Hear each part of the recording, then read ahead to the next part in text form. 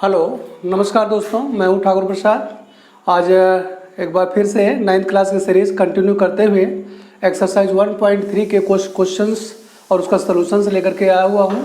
आपका 1.3 का question number 1 है, write the following decimal form and say what kind of decimal expansion each has.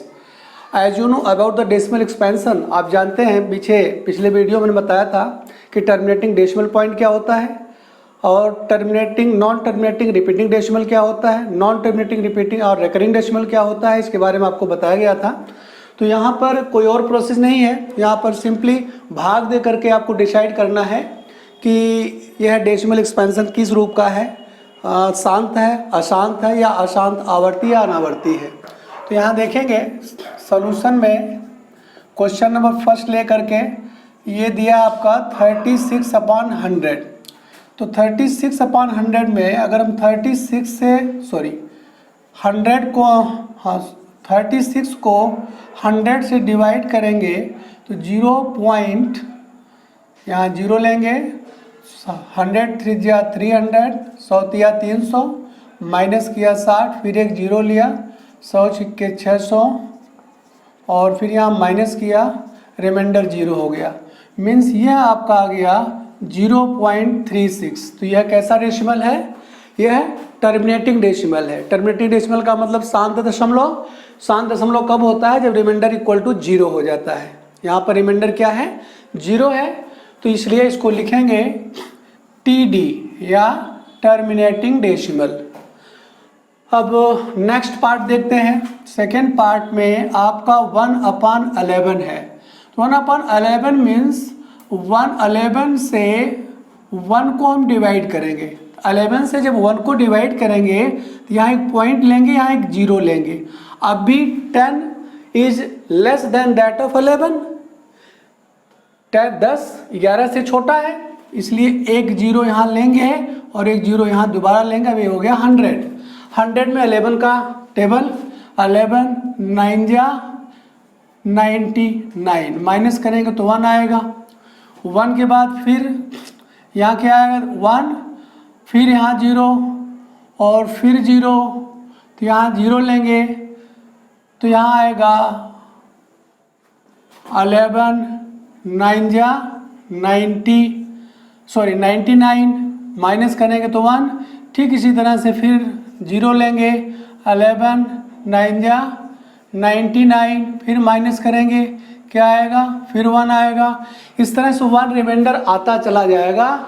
और ये हम क्या देख रहे हैं? ऐसे ही 90 90 90 और इट इज इक्वल टू ये आएगा 0.090 रिपीट हो रहा है। 090 रिपीट हो रहा है। तो यह टर्मिनेटिंग डेसिमल नहीं होगा, बल्कि यह non terminating but repeating decimal होगा। Non terminating but repeating decimal. एक क्वेश्चन और लेते हैं, थर्ड क्वेश्चन। इसका 4 and 1/8 है। दिस इज इक्वल टू 8 चौक 32 और 1 कितना हो गया? 33/8। अब 33 को जब हम 8 से डिवाइड करेंगे तो क्या आएगा? 8 4 जा 32, माइनस किया तो 1 आया, पॉइंट लिया, यहाँ 0 लिया, 8 1 जा 8, फिर 2 हुआ, फिर 1 0, 8 2 जा 16, फिर हुआ यहाँ पर कितना? माइनस किया 4 4 0, 8 5 जा 40। तो यहाँ रिमाइंडर क्या हो गया? 0 और यह आ गया 4.125। तो यह क्या हो गया? यह हो गया टर्मिनेटिंग डेसिमल। इसको कहेंगे TD या टर्मिनेटिंग डेसिमल या शांत दशमलव कहेंगे। तो इस तरह से भाग देते हुए हम भाग दे करके चेक कर सकते हैं कि यह शांत दशमलव है, टर्मिनेटिंग डेसिमल है या नॉन टर्मिनेटिंग डेसिमल है। इसको इस तरीके से हम भाग दे करके चेक कर सकते हैं और भी क्वेश्चन के अंदर चेक कर लेंगे। इस तरह से 3 क्वेश्चन इस पर हमने समझा दिया, 3 पार्ट। अब आगे चलते हैं नेक्स्ट क्वेश्चन पर। नेक्स्ट क्वेश्चन क्या कहता है?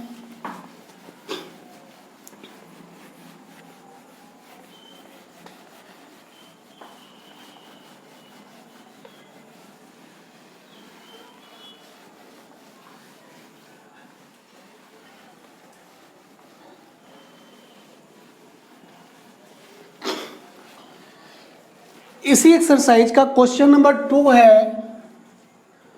क्वेश्चन मैं पढ़ दे रहा हूँ, बोर्ड पर लिख नहीं रहा हूँ। क्वेश्चन नंबर 2 है, you know that 1/7 is equal to 0.142857857 ऊपर बार लगा हुआ है। Can you predict what the decimal expansion of, can you predict what the decimal expansion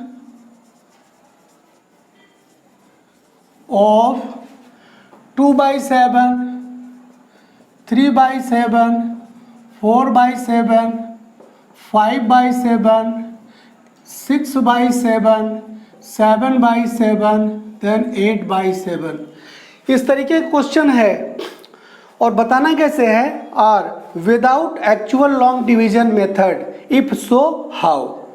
मतलब यहाँ पर इसको बिना भाग दिए हुए, जैसे पिछले क्वेश्चन में हमने देखा कि भाग दे करके हमने डिसाइड किया कि यह क्या है, डेसिमल, टर्मिनेटिंग डेसिमल है अथवा नॉन टर्मिनेटिंग डेसिमल है। यहाँ पर हमें भाग नहीं देना है, बिना भाग दिए हुए हमें शो करना है कि यह कैसा होगा।